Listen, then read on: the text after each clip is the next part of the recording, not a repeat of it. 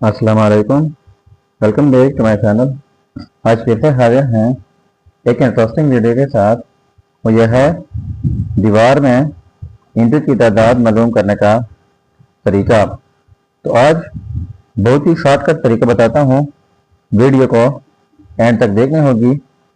देखो, सबसे पहले आपको ये मालूम होना चाहिए कि आपका दीवार जो है कितने इंच का दीवार है। तो फॉर एग्जांपल अक्सर हम दीवार 4.5 इंच का बनाते हैं। ठीक है, 4.5 इंच का भी बनाते हैं और 9 इंच का दीवार भी हम बनाते हैं और थर्ड नंबर पे 13 इंच का भी हम बनाते हैं। मैं एक एक को अलग से बताऊंगा। अब आपने ये जो है नाप लेना है कि आपका दीवार जो है वो कितने फीट का है और उसकी ऊंचाई जो है वो कितनी है। यानी ऊंचाई का भी पता होना चाहिए, ये ऊंचाई होती है, और लंबाई का भी पता होना चाहिए। तो जब ऊंचाई और लंबाई का पता चल जाए तो मैं आपको जस्ट एक ट्रिक बताता हूं।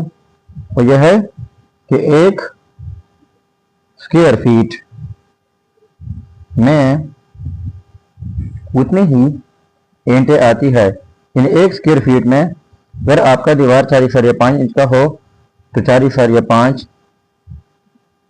ईंटें उस दीवार में लगेगी, एक स्क्वायर फीट।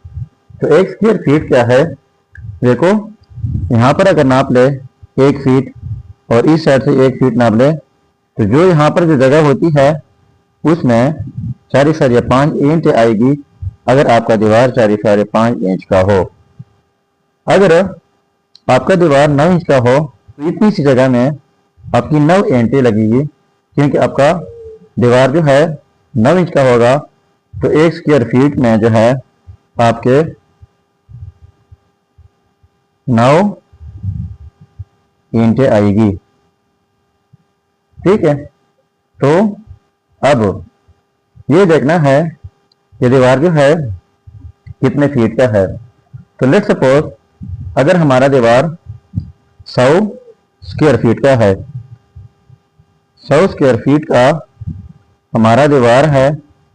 100 स्क्वायर फीट का क्या मतलब है कि दीवार की अगर लंबाई 20 फुट है तो फिर उसकी हाइट यानी ऊंचाई 5 फीट की होनी चाहिए। तो ये 20 पाए 100 बनता है। यानी अगर 100 स्क्वायर फीट का दीवार हो और वो 4.5 इंच का आप बनाते हैं तो फिर क्या करना है, 100 स्क्वायर फीट को आपने मल्टीप्लाई करना है 4.5 से। तो ये आपके पास ईंटें आएगी 450 ईंटें।